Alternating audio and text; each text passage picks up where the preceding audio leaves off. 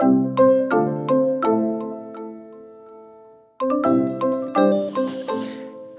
I want to tell you a little bit about knitting. If you have always wanted to learn how to knit, but the terminology and just even the basics of it are a bit intimidating to you, this video is going to help you just make the first steps into knitting and to learn how all the different parts fit together and what it looks like. And from there, you can go on and learn the different techniques, learn how to start your knitting, which is casting on, learn how to work back and forth in rows, and then eventually how to bind off. So come on in and I will explain the anatomy of your knitting in this video.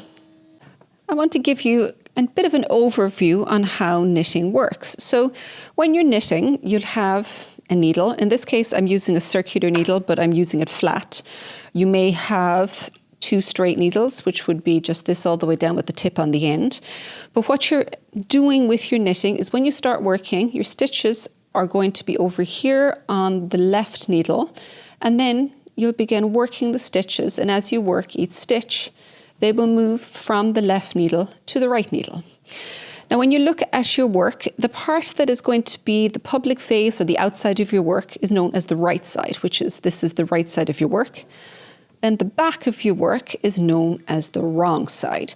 So when people refer to right and wrong side, that's what they mean, is really it's like the public and the private side of your work is a good way of kind of thinking about it. Two basic stitches for knitting are knit and purl. So if you're knitting, the bottom of your stitch looks like this. It's nice and smooth underneath. When you're purling, the stitch has got a bump on the back of it under here. And those two stitches, the knit and the purl stitches, can be combined in all sorts of different ways to create stitch patterns. So if you've got knitting on the right side and purling on the wrong side, you get this smooth stockinette stitch. If you knit every row, like just on the bottom section here, you get ridges and furrows, but it lies flat, and that's known as garter stitch. And I don't have it here, but if you have some stitches where you've got knit on one side but purl on the wrong side, but then they alternate, that's going to create ribbing because you've got knits and purls on one side and then they're reversed on the back side.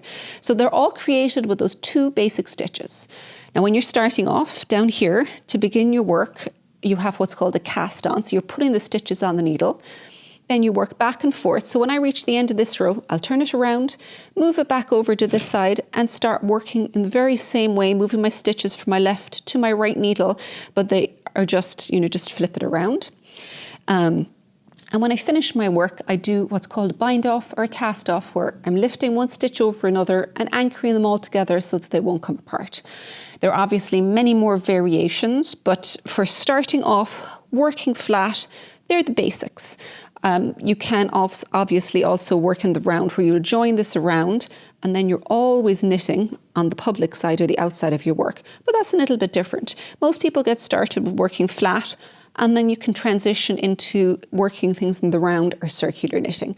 But that should give you enough to get started with and get a feel for how it all fits together. So pick up your needles and give it a try.